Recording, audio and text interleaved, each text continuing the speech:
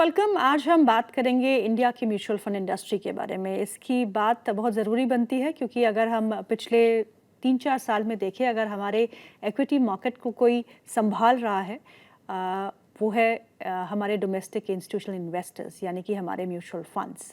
Foreign institutional investors तो exit mode में अभी भी है, लेकिन हमारे डोमेस्टिक इंस्टीट्यूशंस है, जो म्यूचुअल फंड्स है, वो हमारे बाज़ारों को काफ़ी अच्छे से संभाल रहे हैं। काफ़ी रेजिलियंट हो गए हैं हमारे बाज़ार। जो पहले काफ़ी दिक्कतें होती थी, काफ़ी वॉलेटिलिटी होती थी बिकॉज कि एफआईआईज निकल गए तो मार्केट धाड़ से गिरता था, लेकिन अब ऐसा कुछ नहीं होता है। और सहारा जो है वो हम रिटेल निवेशक ही दे रहे हैं इस बाज़ार को इनडायरेक्टली थ्रू म्यूचुअल फंड्स।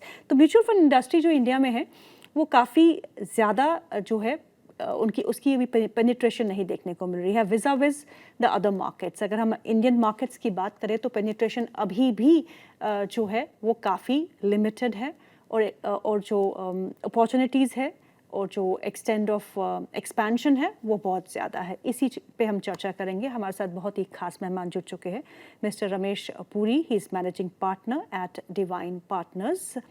और हमारा टॉपिक जो है it's the future of mutual funds in India. Mister Puri, आपका बहुत बहुत स्वागत है कार्यक्रम में। Thank you, thanks for the opportunity. Always a pleasure sir. Puri sir, ये बताइए कि इंडिया म्यूचुअल फंड इंडस्ट्री हम बात करें तो मेजर शिफ्ट जो आया है और मेजर अवेयरनेस जो आई है वो पोस्ट कोविड ही आई है। 2020 के बाद अगर देखें तो हमारा जो म्यूचुअल फंड इंडस्ट्री है it has multiplied multifolds, I mean nearly 4 times. अगर हम एसेट अंडर मैनेजमेंट की बात करें तो कैसा देखते हैं? आई मीन अभी तो हम प्रोग्रेस कर रहे हैं, लेकिन अभी भी बहुत अंडर पेनिट्रेशन है हमारे देश में। नहीं, बिल्कुल बिल्कुल, आप बिल्कुल सही बोल रहे हैं कि ये रीसेंट फिनोमेना है। ये कुछ टाइम पहले ही शुरू हुआ है, कुछ साल ही हुए हैं, बट ग्रोथ बहुत ज़्यादा और बहुत मैनीफोल्ड हुई है। मतलब अगर मैं आपको कुछ डाटा से बताऊं तो Indian mutual fund industry versus US और एनी अदर कंट्री, हम आज भी 18 से 20% एयूएम टू जीडीपी रेशो है हमारे इंडिया की। AUM to GDP ratio is 18 to 20%, जहां यूएस की 100% है। और जो बाकी ब्रिक्स कंट्रीज भी हैं, ब्राजील, साउथ अफ्रीका, वो भी हमसे काफी आगे। तो there is a long way ahead. अभी भी बहुत ये चीज बढ़नी है, और ये जो सपोर्ट डीआईज म्यूचुअल फंड के थ्रू दे पा रहे हैं, ये आगे चलता रहेगा, ये बनना रहेगा। और इसके अलग रीजंस भी हैं। मतलब मैं अगर बात करूं, जब मैंने अपना करियर शुरू किया था तो उस टाइम म्यूचुअल फंड को लोग जानते नहीं थे, समझाना पड़ता था। Correct. और म्यूचुअल फंड मेंट यूटीआई और a few public sector players. Yeah. While today, even if you go to मतलब अगर आप देखें तो 22 साल के यंग कॉलेज जाने वाले बच्चे भी एसआईपी के बारे में जानते हैं, एसआईपी करते हैं और उनके पोर्टफोलियोज हैं। एयूएम तो आप देख ही रहे हैं कि अगर मैं याद करने की कोशिश करूं, जब मैंने करियर शुरू किया था तो कुछ 1000 करोड़ था म्यूचुअल फंड का एयूएम, और जो रीसेंट डेटा बोलता है वो 65 लाख करोड़, जो कि बहुत बड़ा फिगर है। और this should keep going ahead also. बिल्कुल सही कहा आपने। अगर हम FY20 की बात करते हैं, फाइनेंशियल ईयर 2020 की, तो 24.5 लाख करोड़ का हमारा AUM था, एसेट अंडर मैनेजमेंट। वही अगर हम देखें तो अप्रैल 2026 तक it has gone up to 81.9 lakh crore. Look at the difference. I mean 24 lakh crore.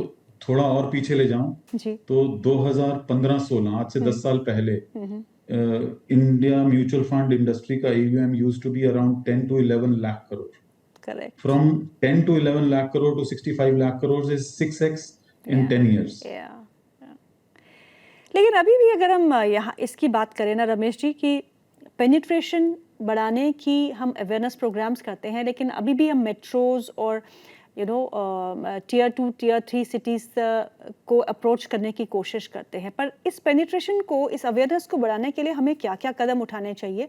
और आपको लगता है कि बाय 2035 ये जो नंबर है और स्वेल होगा? ओके, तो जिस तरह से मैं बोल रहा था कि पिछले 10 साल में 10 करोड़ से या 10 लाख करोड़ से 65 लाख करोड़ पहुंचा है 10 साल में। तो आप 2025 अगले 10 साल की बात करें तो if I have to give a figure, it should be between 200 lakh crore to 250 lakh crore. कुछ एजेंसीज तो इससे ज्यादा का फिगर दे चुकी हैं, बोल चुकी हैं कि it should be above 3 lakh crore.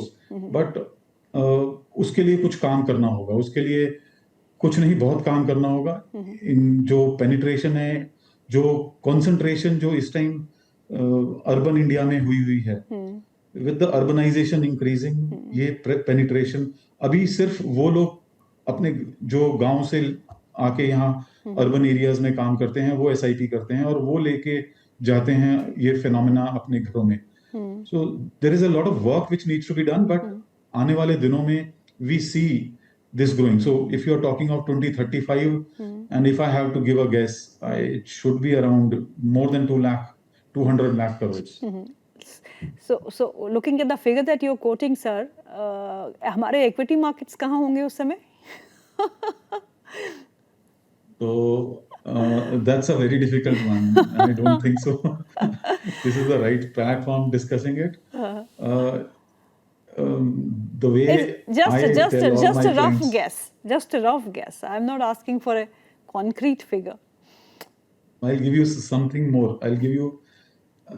I tell all my clients this phrase, especially when the markets are down and when the कि आदमी ने और बाजार ने दोनों ने एक ही जगह जाना है ऊपर. So there is a lot of work. When it comes to India markets, we are still in a nascent stage. हम डेवलपिंग इकोनॉमीज में से आते हैं, इमर्जिंग मार्केट्स में से आते हैं, और जो आज की डेट में दुनिया में ऐसी इमर्जिंग मार्केट है ही नहीं जिसकी हमारे जैसी डेमोग्राफी हो। मैं डेमोग्राफी बोलूं तो हमारी जैसी population, we have the youngest population in the globe. Right. If we are able to, if the government or the policies of the government are able to do a few things right, I'm talking of few things right, the situation that we will be in would be, मतलब आप सोच भी नहीं सकते कि markets किस level पे होंगी। Instead of giving you a level, I will give you reasons why the markets will be go up instead of एक लेवल बोलने के, क्योंकि लेवल बोलना एक मतलब I don't want to get judged, but it's हमने अभी, मैं अगर सही बोलूं तो जो भी पास्ट में रिटर्न्स बने हैं, आने वाले साल उन रिटर्न्स को बहुत छोटा कर देंगे। लगेगा कि ये जो पीछे रिटर्न्स बने थे वो बहुत, जबकि we have given very good returns in the past, but the years to come will dwarf those returns. You will feel that these are better. चलिए बात करते हैं स्ट्रक्चरल चेंजेस की, स्ट्रक्चरल और कल्चरल शिफ्ट की। हमारे इंडियंस की habit रही है कि फिजिकल एसेट्स को हम एक्यूमुलेट करते रहे हैं, जैसे कि आपका गोल्ड और सिल्वर, आपने रूरल एरिया की बात की, अभी urban people are more into mutual funds, but अगर हम अपने विलेजेस की बात करें वहाँ पे अभी भी फिजिकल एसेट्स को जो है वो अहम माना जाता है, चाहे वो गोल्ड सिल्वर हो, चाहे वो रियल एस्टेट हो, घर हो, इन सब को। पर ये शिफ्ट जो है धीरे धीरे बदल रहा है और अब सेविंग्स की तरफ जो है, इन्वेस्टमेंट की तरफ जो है नज़रिया बदल रहा है। पर ये कितना सस्टेनेबल हो सकता है और उसको कितना वक्त लग सकता है, बिकॉज अभी भी जो पिछड़े इलाके हैं वहाँ तक पहुँचना थोड़ा डिफिकल्ट है। नहीं, आप बिल्कुल सही बोल रहे हैं कि ये, मैं आपको एक चीज, मतलब हमें इस चीज को देखने के लिए, समझने के लिए हमें जो पास्ट में हुआ है उसको देखना होगा। ये जो चेंज हुआ है ये अपने आप नहीं हुआ है। आपको मतलब इसके कुछ पिलर्स रहे हैं, जिन पिलर्स की वजह से ये मार्केट्स या ये जो चेंजेस हुए हैं इकोनॉमी में वो हुए हैं।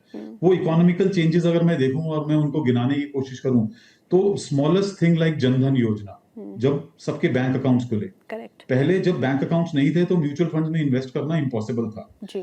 जब वो जनधन योजना आई तो स्मॉलेस्ट ऑफ द पीपल मतलब had their bank accounts. Correct. UPI, it's a big change. GST is a big change. ये जो डिजिटल पेमेंट्स हो रही हैं, these are big changes. ये हम इनका महत्व हम छोटा आंक लेते हैं, जबकि इन्हीं की वजह से जो ये चेंजेस, जो ये हम देख रहे हैं, जो हमारी म्यूचुअल फंड मार्केट बढ़ रही है, लोगों को opportunity if you do not have a bank account you will not be able to invest in mutual fund. आपको बैंक अकाउंट चाहिए जी म्यूचुअल फंड में इन्वेस्ट करने के लिए। उसके बाद जो ग्रोथ है वो मतलब आज जिस तरह से हम जो सिचुएशन आज है मार्केट की, जहां हम देख रहे हैं कि ग्लोबल सप्लाई चेन खराब हो रही हैं और कोई भी कंट्री सब अपने आत्मनिर्भर बनने की कोशिश कर रहे हैं, सेल्फ रिलायंस बनने की, उसके लिए मैन्युफैक्चरिंग चाहिए। We still have a chance. हम पास्ट में बात करते थे कि इंडिया मैन्युफैक्चरिंग बन सकता था बट नहीं बन पाया, बट चांस अभी भी है। अगर कुछ चीजें सही की जाएं तो बहुत बड़ा चेंज हो सकता है और उससे ग्रोथ आएगी, उस ग्रोथ से एम्प्लॉयमेंट बढ़ेगी और उससे और इन्वेस्टमेंट्स आएंगी। करेक्ट। जो सबसे बड़ा चेंज मैं बोलूं तो वो फाइनेंशियलाइजेशन ऑफ सेविंग्स है। पहले सेविंग्स जैसे आपने बोला वो गोल्ड और रियल एस्टेट होते थे। आज because of these UPI, bank accounts, GST and other things, savings हमारी फाइनेंशियलाइज हुई। वो पैसा बैंक अकाउंट में गया and now we are able to actually invest in places which are growth oriented. Correct. Which give us income, which gives the economy that growth and that support which it has been able to give in the past few years. बिल्कुल सही कहा आपने sir. चलिए SIPs की बात करते हैं। 30,000 करोड़ पर month SIP is flowing into the system. ये मोमेंटम जारी रह सकता है और कितना बड़ा बन सकता है? जो इट इज वेरी हार्टनिंग। मैं बोलूं तो ये बहुत देख के जो SIP जिस तरह से ग्रोथ हो रही है, इसको देख के हम जैसे लोगों को बहुत खुशी होती है कि लोग पार्टिसिपेट कर रहे हैं। इवन मतलब I tell you, I have clients, the person, there is an auto rickshaw driver who leaves me from one place to another. He has SIPs. I have CEOs as my clients, and so looking at the breadth of the market, looking at the participation की हर वर्ग का आदमी इस चीज में participate कर रहा है और उनको जरूरत है अच्छे एडवाइजर की, जरूरत है कि उस इन्वेस्टर को हैंड होल्ड करने की। अगर ज्यादा लोग, इतनी ज्यादा पॉपुलेशन और पोटेंशियल बहुत है। अगर आप बोलें तो हमारे यहाँ 500 मिलियन पैन कार्ड होल्डर्स हैं। करेक्ट। और जो SIP होल्डर्स हैं वो सिर्फ 10 में से एक है। 50 मिलियन SIP होल्डर्स हैं। तो आप सोचिए कि 10 में से एक के पास SIP कर रहा है, जबकि जो पोटेंशियल है वो 10 गुना है। तो ये चीज रुकने नहीं वाली। इस चीज के रुकने के मतलब अगर मैं कोई नेगेटिव वो सोचूं तो वो हम लोग हो सकते हैं कि इफ हम लोग अच्छी तरह से इन्वेस्टर को हैंड होल्ड ना कर पाए, या अगर हम लोग किसी तरह से जो हमें करना चाहिए वो ना कर पाए।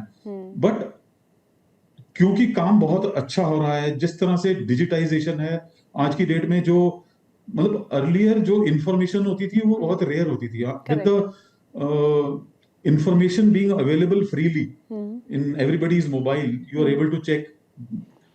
It is a beautiful thing. It is मतलब I've seen those days and I'm seeing these days. I'm able to compare. अगर मैं इन पिछले 2 दशक से पहले और आज कंपैरिजन करने की कोशिश करूं तो ये कंपैरिजन छोटा नहीं है, बहुत बड़ा कंपैरिजन है। आज मैं देखूं तो किसी शादी में मैं पीछे गया और मैं आपको बताऊं, वहां cousins, very young cousins, they were talking of markets, they were sharing their portfolios with each other. वो अपना पोर्टफोलियो फोन पे किसी दूसरे को दिखा रहे थे। ये लोग नया ड्राइव करेंगे कि ये नई जो जनरेशन है, पुराने जमाने में लोग अपना इन्वेस्टमेंट्स शेयर करते डरते थे। जो नई जनरेशन है जिस तरह से आ रही है, दे आर ब्रेव एंड मतलब वो अपनी चीजें शेयर करते हैं, गाइडेंस देते हैं और गाइडेंस लेते हैं। And I appreciate this next level will be driven by them. Ramesh ji, ये बताइएगा, अगर हम म्यूचुअल फंड की कैटेगरीज और स्कीम्स की बात करें तो when the mutual fund industry really started तो देयर वर लिमिटेड स्कीम्स। जैसे आपने UTI का नाम लिया, फिर जो बदल के एक्सेस म्यूचुअल फंड बन गया, तो बहुत लिमिटेड स्कीम्स होती थी। लेकिन अगर आप अभी हम देखते हैं तो I think it's more than 3,000-4,000 variety of funds that are being offered. तो एक तो इनमें से चूज करना बहुत डिफिकल्ट हो जाता है। म्यूचुअल फंड सही तो है, पर कौन सा सही है ये हमेशा एक क्वेश्चन मार्क होता है। और दूसरा कि अब आप नेक्स्ट 10 सालों की बात करते हैं, 2035 की बात करते हैं, तो how do you see these schemes changing new, पहले बहुत दौर आते थे, पहले थे सिंपल म्यूचुअल फंड स्कीम, उसके बाद इंडेक्स ड्रिवन स्कीम्स होती थी, उसके बाद फ्लेक्सी कैप, मल्टी कैप, बहुत सारी स्कीम्स आ गई। आगे क्या होगा? आगे का जमाना अगर मैं आपको उसकी तस्वीर दिखाने चाहूँ तो उसके लिए मुझे आपको यूएस ले जाना पड़ेगा, दुनिया की Okay. Mother market. We call US the mother market and they are, वो असली में मदर मार्केट है। तो अगर मैं आपको दिखाऊं यूएस की तस्वीर, वहां हर चीज के लिए आप कह रहे हैं कि 4,000 फंड बहुत ज्यादा है, मेरी नजर में नहीं है। Okay. मुझे और अपॉर्चुनिटीज चाहिए। मैं जब अपने क्लाइंट्स को एडवाइस करता हूँ तो मुझे नजर आ रहा होता है जो अपॉर्चुनिटीज मैं मिस कर रहा Okay. हूँ। I want to make them invest in commodities. आज हम इंडिया में देखें तो there are very limited number of commodities that we can invest into. Correct. Majority are through F&O.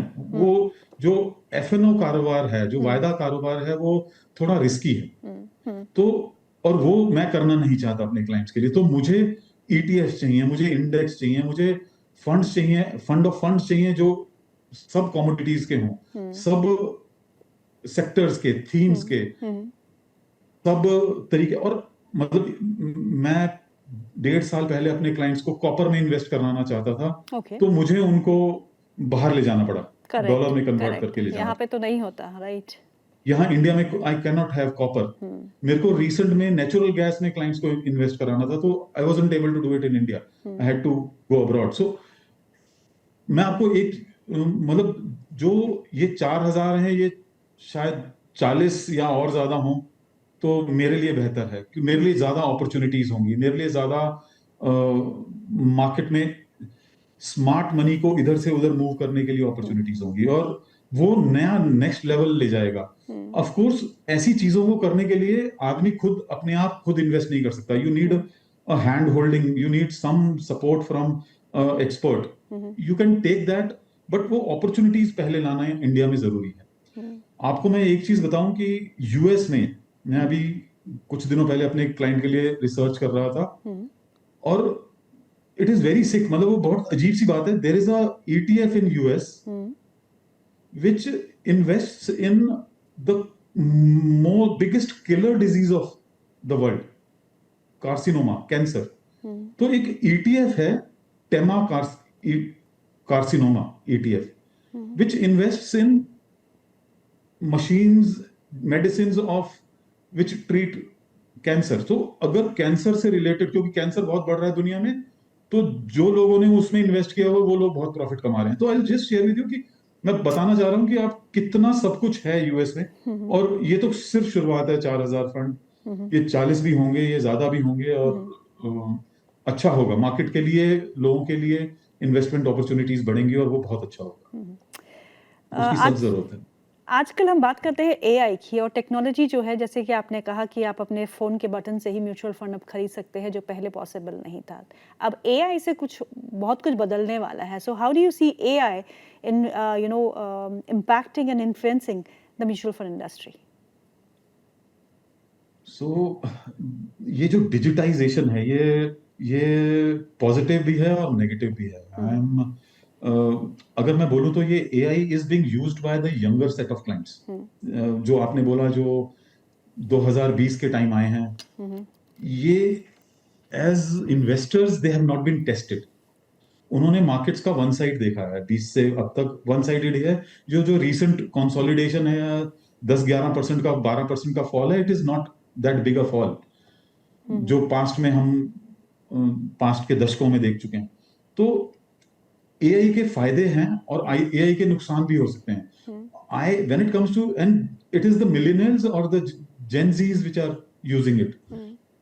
तो अगर मैं देखूं तो फायदे इमेंस हैं कि डाटा बहुत अवेलेबल है, बट जब डाटा ज्यादा अवेलेबल होता है तो उसका नुकसान भी होता है कि मैं उस डाटा को इंटरप्रेट कैसे करता हूं, उससे मैं क्या निकालता हूं और उससे मैं क्या डिसीजन लेता हूं। तो it can help, at the same time it can backfire also, उसका नुकसान भी हो सकता है। सिमिलरली आज की डेट में बहुत सारे, मतलब नॉट ओनली इन इंडिया, आज की डेट में लोग फॉरेनर्स, इन्फ्लुएंसर्स, फाइनेंशियल इन्फ्लुएंसर्स को भी फॉलो करते हैं। And I came across in the recent past a lot of financial influencers which were nothing but AI generated images, AI generated videos. Correct. You can't trust them. And people are investing looking at those influencers which are AI generated. So the way I say, you have to create a balance, take information, create a research system, process, and then invest. So blindfolded investing into something which is driven by AI, उसका नुकसान ज्यादा है. हाँ, एक हद तक AI का use करके उससे एक स्ट्रेटेजी बना के उससे एक प्रोसेस बना के उसको इस्तेमाल करना बहुत अच्छा है. रमेश जी, बहुत बहुत शुक्रिया आज हमारे प्रोग्राम में शामिल होने के लिए. Thank you so much for your time. बहुत कुछ सीखने को मिला. अभी तो शुरुआत है और अभी आगे आगे देखते हैं कि म्यूचुअल फंड इंडस्ट्री जो है वो कैसे पेनिट्रेट करती है और हम ग्लोबल मैप पे कैसे आगे बढ़ते हैं. Thank you once again for your time sir. Thank you very much. Thank you.